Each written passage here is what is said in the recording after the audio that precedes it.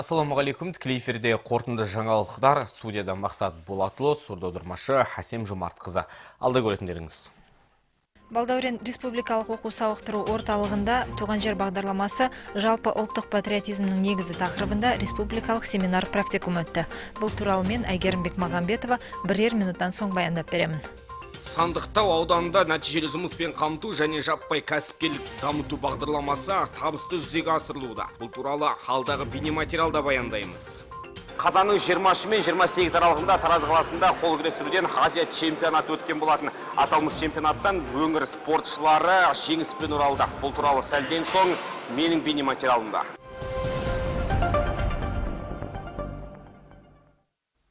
Бүгін Ақордада мемлекеттік хатшы Гүлшара Әбдіхалықова Еуразиядағы еврей қауымын қолдау ұлттық коалициясының төрағасы Даниэль Рубинмен кездесті. Ағымдағы жылы Қазақстан мен ақш-тың арасындағы дипломатиялық қарым-қатынасқа 25 жыл толды. Аталған датаның аясында Вашингтонда сонымен қатар Астанада өте көп шара өтті. Назарбаев орталығы ұйымдастырған үлкен шарада осы 25 жылдың ішіндегі жетістіктер көрсетілді. Қазіргі уақытта екі ел арасында белсенді диалог жүруде. Мемлекеттік хатшы Гүлшара Әбдіхалықова бүгінгі күні Қазақстан дамудың жаңа кезеңіне аяқ басқанын да атап өтті. Биыл бірқатар жаңа құжаттардың қабылданғанын және реформаларды жүзеге асыру бағытталғанын айтты. Бұған қоса Рубин мырзаға ақш конгресі палатасында Джексон Веник заңына түзетулерді болдырмау туралы заң жобасын қолдаған үшін алғысын жеткізді. Өз кезегінде коалиция төрағасы ақш пен Қазақстан арасындағы байланысты нығайтуға атсалысатынын атап өтті. Жаңа кеден кодексі сыртқы экономикалық қызметті жеңілдетеді. Бүгін Мәжіліс Еуразиялық экономикалық одақтың кеден кодексін ратификациялады. Құжатқа енгізілген жаңа тетіктің бірі ол кедендік рәсімдерді автоматтандыру. Кодекс бес елге тең мүмкіндік сыйлайды және электронды декларациялаудың енгізілуі арқылы жемқорлықтың жолын бөгейді. Кодексте кедендік операцияларды оңтайландыру бойынша бірқатар нормалар көзделген. Қолданыстағы кодексте 24 сағатта кедендік транзитті аяқтау көзделген болатын. Жаңа кодексте рәсімді аяқтау үшін 4 сағаттан аспайтын жұмыс уақыты берілген. Бұдан басқа транзиттік жүктерді кедендік тексеріп қарауды жүргізу қажет болған жағдайда оларды жүргізу мерзімі 10 күннен 5 күнге дейін қысқартылды. Құжат келесі жылдың 1 қаңтарынан бастап күшіне енеді деген жоспар бар. Таможенное декларирование обязательно при присутствии физического лица. Жеке тұлға тапсырыс беретініне әкелетін тауарға баж салығын төлеу керек болса, ол декларация тапсыру керек. Жаңа кодекске сай енді оны электронды түрде беруге болады. Осының тәртібін түсіндіріп кетсеңіздер. Мы говорили о том, что новый кодекс говорит о том. Бұл үшін кодексте қосымша норма көзделген. Тек жеке тұлға ғана емес, кеден қызметкері де декларацияны толтырып бере алады. Ол үшін ақша төлеп қажеті жоқ, яғни екі жолы бар. Бірі жеке тұлға өзі порталға кіріп, өз атынан декларацияны толтыра алады. Немесе сол жерде тұрған кеден қызметкері ол үшін толтырып бере алады. 2020 жылға қарай Қазақстан халықаралық жүк тасымалынан 5 миллиард ақш доллары көлемінде табыс табады. Бұл туралы бүгін Астанада басталған Транс-Еуразия халықаралық конференциясында инвестициялар және даму министрі Жеңіс Қасымбек айтты. Алдағы 2 жылда еліміз арқылы өтетін контейнерлер саны 2 миллионға жетеді. Оның 800 мыңы Қытай-Еуропа бағытындағы тасымалдар. Айта кету керек, Қазақстанның транзиттік әлеуеті зор. Бұл мүмкіндікті тиімді пайдаланып, нақты шаралар қабылдауды президент биылғы жолдауында үкіметке жүктеген болатын. Астанада өтіп жатқан халықаралық конференцияға Еуразия елдерінің 300-ден астам делегаты қатысуда. Қазіргі күні біз көріп отырмыз, ол жоспарлар мүмкін. Оны 3-4 жылдың ішінде сол көлемге келеміз деп сеніп отырмыз. Қазіргі күнде онда ешқандай кедергі жоқ. Керек инфрақұрылымды біз жасадық. Ол темір жол, автожолдар. Енді осы аптаның басында дүйсенбі күні Бакуда жаңа темір жол учаскесі ашылды. Ол Баку-Тбилиси-Карс. Ол участок бізге үлкен көмек болады. Елімізде жүргізіліп жатқан экономикалық саяси реформалар сәтті жүзеге асу үшін халық рухани жаңғыруы қажет. Елбасының мақаласында осы айтылды. Ұлттық құндылықтарымызды сақтай отырып, халға жылжуға міндеттіміз. Бұл ретте отанға деген сүйіспеншілік, өзара сыйластық өте маңызды. Елбасының мақаласында әрбір қазақстандықтың бәсекеге қабілетті болуы айтылды. Және сол бәсекеге қабілетті болу үшін дамудың жолынан ауытқымай, әрі қарай қарыштап, өркендеу үшін не істемек керек? Осы сұраққа жауап бар. Тарихымызды ұмытпай, туған жердің қадір қасиетін түсіну, ұлттық кодты сақтай отырып, жат қылықтардан арылу барлық қазақстандықтарға қажетті қадам. жаңғыру бағдарламасы дәл кезінде шыққан біздің елімізге өте сондай жоғары деңгейдегі бағдарлама деп есептеймін. Енді білім саласына көп назар аударылады. Оның үшін міне қазіргі уақытта біз неге әрпіміз латын тіліне ауысып отыр, ол да біз қолдаймыз. Мен өзі білім саласында істеп жүргесін, бұл біздің нақты қолымыз деп есептеймін. Әлемге ашық болып, ақпарат алмасу үшін ағылшын тілін меңгеру, ол арқылы білім мен ғылымды дамыту өскелең ұрпақтың негізгі көздегені болғаны абзал. Сонда ғана еліміз рухани жаңғырып, мәңгілік ел болу мұратына жетеді. Кел жатқан жас ұрпақтарға үлкен әсерін жасайды деп ойлаймыз. Осы бағдарламада үлкен бағдар берілген, рухани жаңғыру, өсіп келе жатқан жас ұрпақтың рухани байлығын нығайтады. Осы рухани жаңғыру бағдарламасында көп көзделген жұмыстар бар. Соны жүзеге асыру үшін жастармен көп жұмыс жасау керек бізге.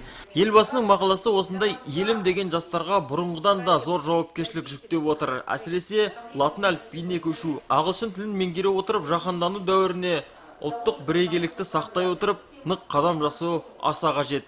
Термек Елберген, Бауыржан Смағұлов, Көкше ақпарат. Жас ұрпақтың бойында ұлттық құндылықтарға, тарих мен мәдениетіне, салт дәстүріне деген сүйіспеншілікті қалыптастыруға аса мән беру керек. Бұл елбасының болашаққа бағдар рухани жаңғыру мақаласында көрсетілген басты бағыттардың бірі. Осы мақсатта еліміздің білім беру саласында жас ұрпақтың патриоттық сезімін арттыруға арналған тәрбие және білім жобасы жүзеге асырылмақ. Бұл жөнінде кәсіптік және техникалық колледж оқытушыларының қатысуымен өткен мәңгілік ел бастау рухани жаңғыру атты облыстық семинар барысында айтылды. Елбасының болашаққа бағдар рухани жаңғыру бағдарламалық мақаласы тарихымызға, мәдениетіміз бен әдебиетімізге терең бойлаудың бағдаршамы іспетті. Ол бәсекеге қабілеттілік, ұлттық бірегейлікті сақтау, білімнің салтанат құру бағытындағы мақсат міндеттерді айқындап берген. Одан бөлек мақалада рухани жаңғырудың алғы шарты болатын нақты жобалар ұсынылған. Баланың бағбаны саналатын білім беру саласы үшін жастарды отансүйгіштікке тәрбиелейтін туған жер бағдарламасының маңызы зор. Атап өтейік, бағдарлама шеңберінде елімізде 4 жоба қолға алынған болса, оның тәрбие және білім бағыты білім беру саласына қатысты. Рухани жаңғыру жарқын болашақтың негізі деп аталады. Себебі рухани жаңғыру біздің жарқын болашағымыздың кепілі. Елбасы Нұрсұлтан Әбішұлы Назарбаев айтып өткендей, жалпы болашақ жастардың қолында. Тәрбие және білім жобасын іске асыру барысы 3 кезеңге бөлінген. Сол арқылы мектеп оқушылары мен студенттердің патриоттық сезімін қалыптастыру, шығармашылық қабілеттерін шыңдау, өлкетану жұмыстарына қатыстыру мақсаты көзделіп отыр. Сонымен қатар туған жердің тарихын терең білуге де аса мән беріледі. Әр өңірдің сайы мен қырқасы, тауы мен өзені тарихтан сыр шертеді. Әрбір өлкенің халқына пана бола білген біртуар перзенттер бар. Оның бәрін жас ұрпақ біліп өсуі тиіс. Программная статья президента рухани. Елбасының болашаққа бағдар рухани жаңғыру мақаласы жастар үшін аса маңызды. 21 ғасырда еліміздің жастары білімді, бәсекеге қабілетті болуы керек. Елбасы осы мәселеге баса назар аударуда. Сонымен қатар қазіргідей жылдам дамып бара жатқан дәуірде өз мәдениетіңді, тарихыңды сақтап қалу керек. Осыған орай біздің елімізде Қазақстанның киелі жерлері бойынша түрлі экскурсиялар өткізілуде. Тарих және білім жобасының аясында 2030 жылға дейін Ақмола облысында 72 мыңға жуық студентті түрлі тарихи зерттеу жұмыстары мен мәдени шараларға қатыстыру көзделіп отыр. Атап өту керек, білім беру саласының мамандары бағдарламаны жүзеге асыруға қатысты өздерінің тың жобаларын ұсына алады. Сол үшін қазіргі уақытта Ақмола облысында 18 адамнан тұратын сарапшылар тобы жұмыс істеуде. Нұргүл Нұрбайқызы, Бауыржан Смағұлов, Көкше ақпарат. Болашаққа бағдар рухани жаңғыру бағдарламасы аясында қолға алынған жаңа есім жобасы үміткерлеріне дауыс беру жалғасуда. Жоба қатысушыларына 100 есім ел KZ сайтынан дауыс бере аласыздар. Ақмола облысынан ұсынылған үміткерлер қатарында Аршалы ауданының тұрғыны Анатолий Добровольцев те бар. Омарташылықты кәсіп еткен азаматпен әріптесім Ауғанбек Мұнарбекұлы жүздесіп қайтты. Анатолий Добровольцев Аршалы ауданының тумасы. Ол бүгінде омарташылықпен айналысады. Елордадағы Жас отан жастар қанатына жетекшілік еткен табысты жігіт алғашқыда бұл істі тек сүйікті хобби ретінде айналысып бастайды. Кейін бал өндірісі саласын жан-жақты зерттеп, өз кәсібін ашуға бел буады. Қазір омарташы қысқа дайындық үстінде. Ол табысты болудың кілті дәл осы бал арасы тәрізді, тынбай еңбектену деп біледі. Қысқы мерзімде омарташылардың негізгі қызметі жаз айларында жиналған өнімді саудаға шығару. Бұдан бөлек келесі бал жинау маусымына әзірлікті де қолға алу қажет. Ара ұясы, бал жинау құралдарын алдын ала сайлап қою керек. Анатолий арқада өндірілген балдың сапасы аса жоғары болатындығын алға тартады. Өзінің қыр-сырын терең меңгерген маман бал жинау маусымында бір айда 4 тоннаға дейін өнім алады. Омарташы болу оңай іс емес. Бала арасына баладай күтім керек. Мысалы, менің қолымдағы мына бір ұяшықтың өзінде 2000-нан астам жәндік өмір сүреді. Ал тұтастай бір жәшікті алып қарасаңыз, мұны бүтін бір қала десеңіз болады. Мұнда 30.000-нан 50.000-ға дейінгі бал арасы өмір сүреді. Анатолий Добровольцев омарташылықтың қалдықсыз өндіріс екенін айтады. Тіпті омартадағы балауыз құрты мен ара қалдықтарының өзі пайдаға жарайды. Араның бойында пайдалы заттар мол. Олардың бірі кетазан ферменті. Бұл фермент буын сұйықтығын бөлуге көмектеседі. Сонымен қатар ара уыты да адам иммунитетін 30%-ға арттыратындығы дәлелденген. Ал балауыз құрты өкпе тыныс жолдарының қызметін жақсартуға пайдалы. Ол туберкулездің алдын алу мен емдеуге қолданылады. Отандық омарташылар ұйымының белді мүшесі Ауыл шаруашылығы министрлігі жергілікті билік өкілдерімен тығыз қарым-қатынаста. Омарташы бал өнімдерін экспортқа шығаруды көздейді. Анатолий Добровольцев бұл мақсатқа жету үшін балды конвейерлік тәсілмен өндіру, яғни гүлді өсімдіктер бар алқаптар жасақтауды ұсынады. Бұл мақсатқа Астананың жасыл белдеуі аса қолайлы дейді кәсіпкер. Сүйіктісін дөңгелетіп әкеткен жас жігіт жақындарының көмегіне де жүгініп тұрады. Помогаем ему постоянно на пасеке. Анатолийге жаз айларында жиі көмектесіп тұрамын. Ол өз ісін өте қатты жақсы көреді, тіпті түнімен көз ілместен омарташылық туралы ақпарат жинап жүргенін де көргенім бар. Әрқашан көмекке келуге әзір тұрады. Бауырмал, жан-жақты білімді азамат. Анатолий Добровольцев елбасы бастамасымен қолға алынған 100 жаңа есім жобасына Ақмола облысынан ұсынылған үміткерлер қатарында. Мансап қумай маңдай терімен табысқа жеткен азаматтың алға қойған мақсаты орасан, қадамы нық. Ауғанбек Манарбекұлы, Арман Балбергенов, Көкше ақпарат. Балдәурен Республикалық оқу-сауықтыру орталығы мен Қазақстан Республикасының білім және ғылым министрлігі бірлесіп туған жер бағдарламасы жалпы ұлттық патриотизмнің негізі тақырыбында республикалық семинар практикум өткізді. Аталмыш семинарда жас ұрпақтың бойында патриоттық сезімді қалыптастыру, жастардың азаматтық сана сезімін тәрбиелеу мәселелері республикалық деңгейде талқыланды. Семинар практикумға республиканың әр аймағынан келген 200-ден астам білім беру ұйымдарының мамандары қатысты. 15 жылдық тарихы бар Балдәурен Республикалық оқу-сауықтыру орталығы құрылғаннан бері балаларға патриоттық тәрбие берумен олардың шығармашылық қабілеттерін дамытуға үлкен көңіл бөлініп келеді. Бүгінде Балдәурен жылына 5000-ға жуық бала қабылдайды. Өткен жылы Қапшағайда Балдәуреннің жалғыз ғана филиалы ашылған болатын. Әзірге елдің оңтүстігінде орналасқан оқу-сауықтыру орталығы жылына 2000-нан астам оқушы қабылдайды. Өз елінің салт дәстүрі, әдебиеті мен мәдениетін танып білетін жастарды тәрбиелеуге негізделген орталық елбасының рухани жаңғыру бағдарламасын жүзеге асыруға да атсалысуда. Сегодняшний семинар как раз покажет педагогам всю глубину программы «Рухани жаңғыру». Бүгінгі семинар педагогтарға рухани жаңғыру бағдарламасының ауқымдылығы мен маңыздылығын көрсетпек. Балаларды қалай тәрбиелеу керекпіз? Оларды өздерінің шағын және үлкен отанын сүюге қалай баулуымыз қажет? Табысты бәсекеге қабілетті азаматты тәрбиелеудің жолдары. Осының барлығы бүгінгі семинарда сөз болды. Самих педагогов. Балдәурен оқу-сауықтыру орталығында патриоттық тәрбиеге бағытталған жобалар да баршылық. Солардың бірі 2016 жылы құрылған Жас Қазақстандық патриоттар академиясы. Балаларға мақсатты түрде патриоттық тәрбие берумен айналысатын академияның құрамында бүгінде республиканың әр аймағынан 1000-ға жуық бала мүшелік етеді. Бұдан бөлек ұлы дала ұрпақтары жобасы қолға алынған. Аталмыш жобаның аясында орталыққа демалуға келген әр бала өз өңірінің жетістіктері мен тарихи мұраларын көпшілікке таныстырады. Осылайша балдәуреншілер өзінің туған жері ғана емес, жалпы Қазақстанның барлық аймақтарының жетістіктері жайында хабардар болады. Мы хотим, чтобы как можно больше людей... Біз балаларға патриоттық тәрбие берудегі жаңа тәсілдер мен мұғалімдерді, педагогтарды таныстыруымыз қажет. Семинарда білім саласының мамандары бүгінгі ұрпақты тәрбиелеп білім берудегі жаңа идеялар мен инновациялық көзқарастарымен жақынырақ танысса дейміз. Қызылорда облысы Қармақшы ауданынан да өзім тәрбие саласы бойынша қатысып жатырмын. Ұйымдастыру жұмыстары өте жоғары деңгейде.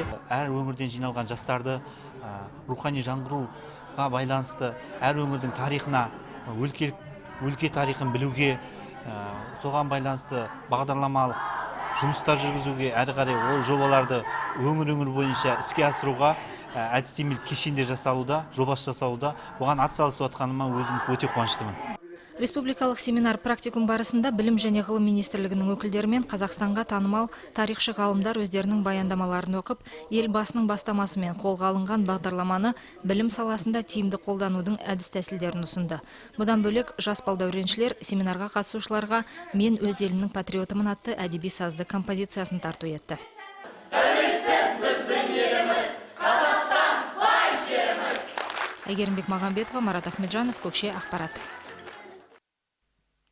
Ұлы Отан соғысының аяқталғанына 72 жыл өткеннен кейін көкшетаулық отбасы ардагер аталары Құрманғали Таңатқановтың жерленген жерін тапты. Ресейдің Новгород облысында сүйегі жатқан майдангерге осы жылдың мамыр айында арнайы барып, рухына тағзым етеді. Атадан қалған аманатты орындаған ұрпақтары батырдың туған жері Күншығыс ауылының топырағын алып барады. Тақырыпты әріптесім Айгүл Мырзағалиқызы жалғастырады. Сәуле Қойшынаның нағашы атасы Байзолла Құрманғалиұлы 1942 жылы өз еркімен соғыс қаттанған. Артынша әкесі Құрманғали Таңатқанов та қан майданға барады. Алғашында балаларына сәлемдеме жіберетін ол кейін хабарсыз кетеді. Соғыстан бір аяғымен оралған баласы Байзолла елге келгеннен кейін жылдар бойы әкесіне іздеу салғанымен таба алмайды. 1993 жылдың ақпанында дүние салған аталарының аманатын кейінгі ұрпақтары қолға алады. Біз өте қуаныштымыз осылай атамызды тапқанымызға. Осы кісілерді айта беруге, ол батыр кісілер ғой. Ол кісілерді ылғи ұмытпау керек, айтып отыру керек. Мен ойлаймын, өзім атамның арманы орындалды. Балалар орындады. Өзі нетіп айтпай кетсе де, орындамай кетсе де, балалар орындап. 5 қыздан кейін дүниеге келген Құрманғали қарттың жиен немересі Беркінбай Әлжанов атасын 2 жыл бойы үзбей іздейді. Ардагердің мұрағаттағы құжаттарын ақтарып, соңғы хаты келген мекен-жайы бойынша Москваға хат жолдайды. Ақырында батырдың денесін Новгород облысы Коровичино селосынан табады. Арнайы барып, Құран бағыштап, ата рухына тағзым етеді.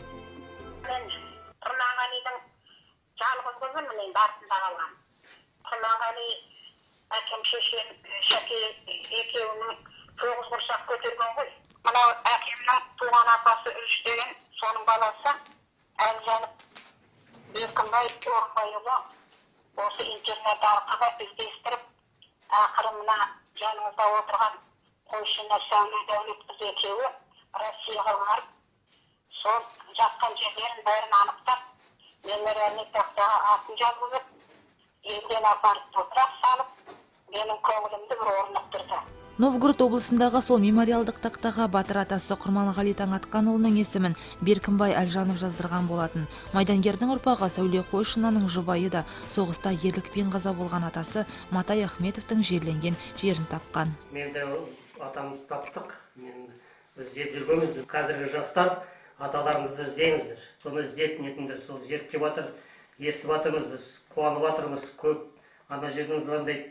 Қазір интернетте біз атамызды таптық, орыстар да тауып жатыр, барлығы ұлттар тауып жатыр, өзбек, қырғыздар да, қазақтар көп тауып жатыр.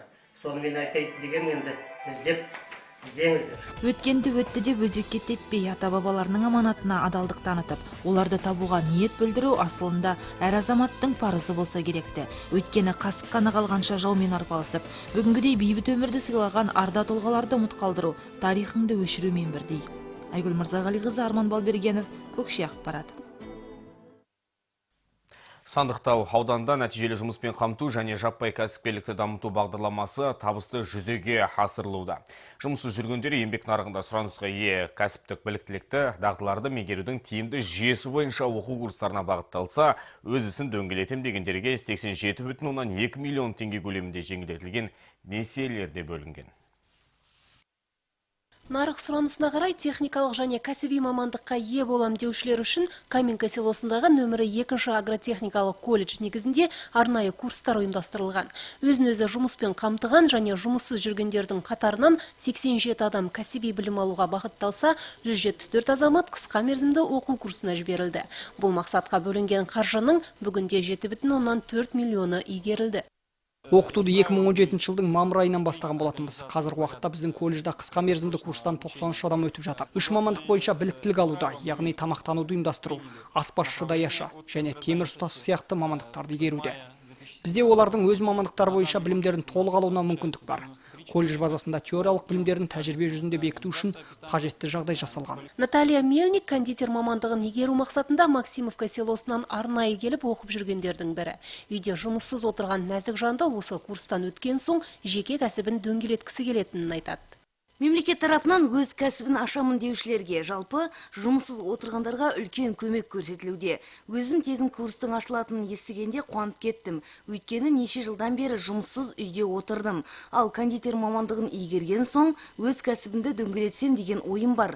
Оқимын, жұмыс істеймін деген ниеті барларға бұл жақсы мүмкіндік деп ойлаймын. Нәтижелі жұмыспен қамту және жаппай кәсіпкерлікті дамыту бағдарламасының екінші бағыты, яғни кәсіпкерлікті дамыту бойынша бизнес кеңесші қысқа мерзімді курстары да ұйымдастырылды. Одан 110 адам өткен.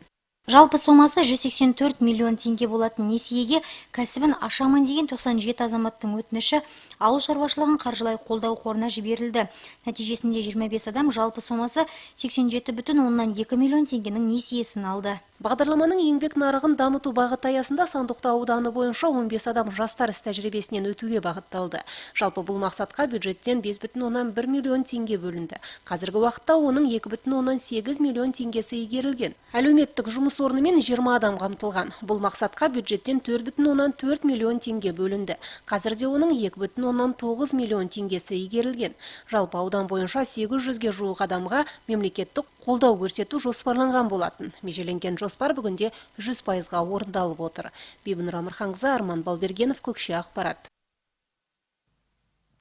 Білімдінің күні жарық. Көкшетауда зерделі балалар арасында облыстық зерде байқауы басталды. Дәстүрлі дода биыл Көкшетау қаласындағы дарынды балаларға арналған облыстық мамандандырылған нөмірі 3-ші мектеп интернатында өтіп жатыр. Білім байқауына облыстан барлығы 300-ден аса жоба келіп түскен, оның ішінде сұрыпталып алынған 200-ге жуығы бүгін қорғалып жатыр. Ұйымдастырушылардың айтуынша, мұндай шаралар алдағы уақытта балғындардың ғылыми жобаларымен айналысып, білімге деген құштарлығын арттырмақ. Білімділер бәйгесіне облыстың 17 ауданы мен Қос шаһарынан 2-7 сыныпта оқитын 162 жас талант қатысуда. Байқау ережесіне сай олар 8 негізгі бағыт бойынша ғылыми жұмыстар жазған. Қазақ тілі мен әдебиеті, орыс тілі мен әдебиеті, математика, информатика, физика және техника, медицина мен психология, тарих, өлкетану, этномәдениеттану, химия, биология және экология тақырыптары қамтылған. Қызықты жобалар өте көп. Бірі электр қуатын үнемдеу туралы жазса, енді бірі күміс бұйымдардың денсаулыққа пайдасын айтуда. Бұл ғылыми жұмысты жазу туралы оянын зергерлік бұйымдар дүкеніне барып жүрген кезімде пайда болған. Себебі анамның дүкенінде күмістен жасалған бұйымдарға қарағанда алтыннан жасалған бұйымдарға сұраныс өте көп. Содан мен неге солай екенін көз жеткізу үшін күміс туралы көптеген мағлұматтар іздеп өзімше іздей бастадым. Іздеу барысында күмістің әлі де сыры ашылмаған қанша құпиясын барын анықтадым. Сонымен қатар оның денсаулыққа пайдасы зор екеніне көзім жетті. Төрелік жасаған әділ қазылардың ойы да қатысушылардың дәстүрлі додаға дайындықтары дұрыс дегенге саяды. Зерттеу жұмыстарының тақырыптары сан салалы. Бастысы ізденіске деген ілтипаттары жоғары. Байқаудың мақсаты оқушыларды жаңағы бастауыш сыныптан бастап ғылыми жобамен таныстыру. Ғылыми жобаны жасаудағы оның бастапқы элементтерін осы жас кезеңнен бастап оқушылардың бойына сіңіру. Сонда жоғарғы сыныпта, қазіргі кезде біз бастауыш сыныпта және осы орта буында оқушы мен мұғалімнің бірлескен шығармашылық жобасын көретін болсақ, жоғарғы сыныпта 10-11 сыныптарға барған кезде ол жеке оқушының өзінің жаңағы зерттеулік шығармашылығын көреміз. Облыстық байқауда жеңімпаз атанған жүлдегерлер енді қаңтар айында өтетін республикалық байқауда өңір намысын қорғамақ. Ел тәуелсіздігінің 25 жылдығы білім саласына да ерекше серпін берді. Оған осынау түрлі білімділер бәйгесі мен тартысты додаларда биіктен көрініп жүрген ақмолалық оқушылардың жетістіктері дәлел. Сондай-ақ осындай облыстық дәстүрлі түрде өтетін зерде ғылыми жобалар байқауы да айғақтайды.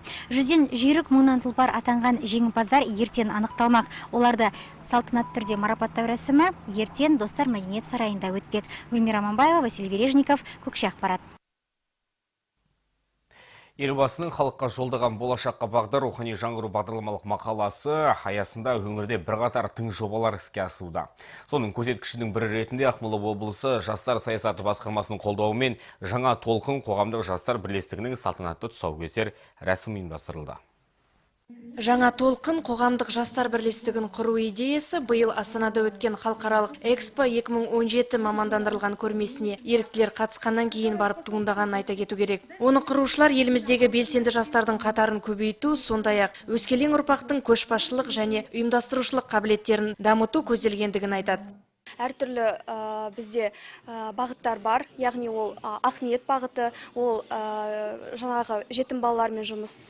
Сонымен қатар бізде әлеуметтік көмек, яғни зейнеткерлерге, ардагерлерге, сонымен қатар мүмкіндігі шектеулі адамдарға көмек. Және де үшінші біздің бағытымыз ол бізде жастар шығармашылығы болып табылады.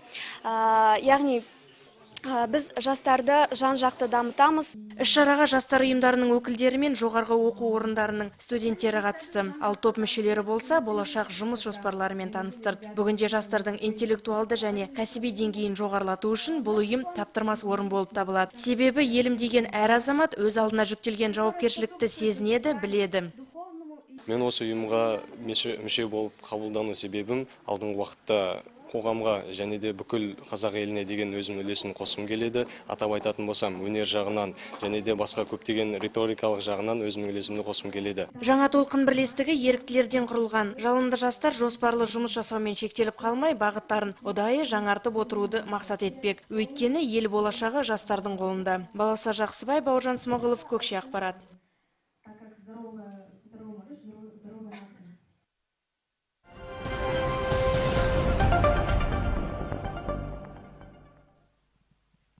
Қазан айының 23 мен 28 аралығында Тараз қаласының төрінде Open Asian Arm Wrestling Camp Азия кубок өткен болатын.